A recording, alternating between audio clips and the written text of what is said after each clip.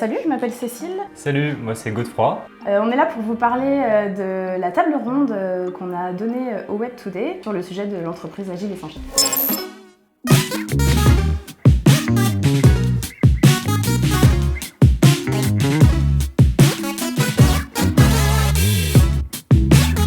Je suis cofondateur de Lonestone, qui accompagne des startups dans la conception et le développement d'applications web et mobiles à Nantes. L'idée, c'est que dans la tech, on utilise beaucoup l'agilité depuis pas mal de temps maintenant, mais sur les projets surtout. Et en fait, on se rend compte qu'on va pouvoir l'utiliser au niveau de la gouvernance des entreprises. Chez Lonestone, quand on a commencé à croître, quand on est passé de 10 à 20 puis 30 personnes, on s'est rendu compte que l'informel, ça marchait plus et on n'avait vraiment pas envie de reproduire les structures pyramidales habituelles qu'on a dans les plus ou moins grosses boîtes. Donc on s'est posé des questions.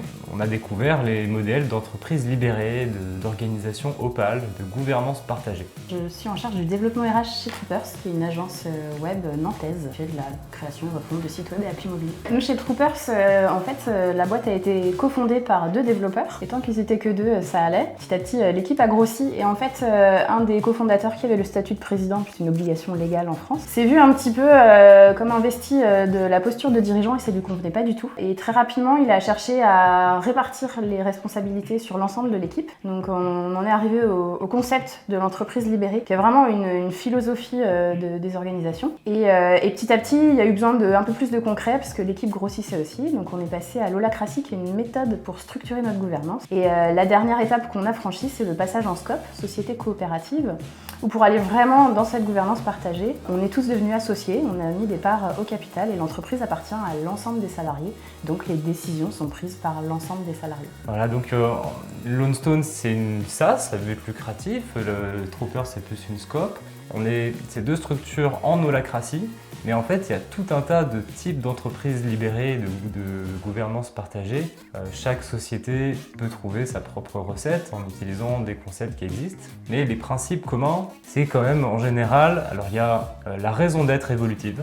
Donc ça veut dire que l'entreprise elle a une mission, elle a une raison d'être, et toutes les sous-parties de l'organisation ont aussi une mission. Ça permet d'avoir un cap qui aide les dirigeants, mais aussi les équipes à prendre les bonnes décisions, à mettre des priorités aussi sur leurs idées, sur leurs chantiers. Le deuxième point, c'est l'autogouvernance. L'idée, c'est que tout ne soit pas top-down, c'est qu'il n'y ait pas des dirigeants qui disent tu fais ça et puis qu'il y ait un N+1, N+2, N+3. C'est qu'on ait des règles simples pour que chaque personne ait un ou plusieurs rôles et que des groupes de personnes aient des rôles très clairs pour avoir une structure d'organisation claire afin de prendre des décisions en autonomie. Et enfin, le troisième point, c'est en anglais la wholeness, ça veut dire être pleinement soi-même. On est soi-même avec ses qualités, ses défauts, et puis on accepte les autres aussi. Et ça débloque beaucoup de situations, et ça permet aussi de mieux s'épanouir, d'être plus heureux dans sa vie perso et sa vie pro. Et du coup, concrètement, en fait, les personnes qui rejoignent nos structures, que ce soit Lonestone ou Troopers,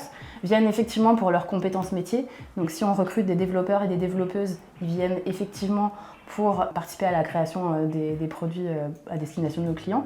Mais ils peuvent aussi investir d'autres rôles. Mettons, nous, on a des développeurs et des développeuses qui participent à l'image de l'agence, à la communication sur les réseaux sociaux, à un cercle plus stratégique. Et c'est ça qui est chouette dans nos organisations, c'est se dire « Ok, j'ai été recrutée pour un métier, mais je peux aussi investir autrement l'entreprise et donner du temps, des compétences et même monter en compétences sur des nouvelles choses en toute liberté, en toute transparence et pour que ça fasse sens et que je puisse m'épanouir professionnellement. » Et on retrouve le côté wellness, être pleinement soi. Et donc être pleinement soi, c'est pas juste être développeur, c'est aussi par exemple découvrir de nouvelles facettes professionnelles. Pour occuper ces rôles, on a des élections, on a du volontariat, mais tant que c'est pas le rôle pour lequel on a été recruté, c'est pas obligatoire. Et on alloue du temps, parce que le but c'est de pas exploiter les gens en plus de leur temps de travail, et bien sûr c'est d'allouer du temps dans le temps de travail pour occuper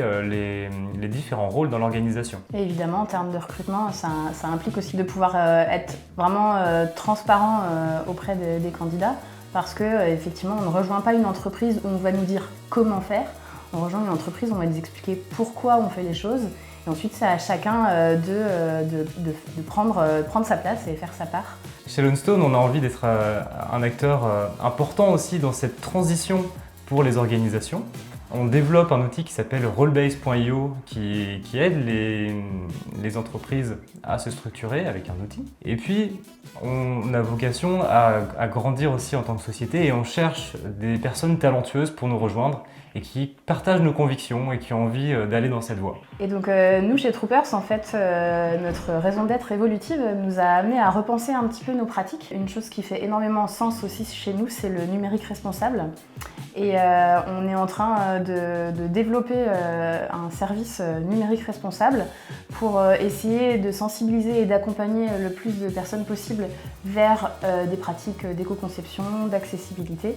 Et donc vous pouvez suivre toute cette information sur nos réseaux sociaux LinkedIn et Twitter.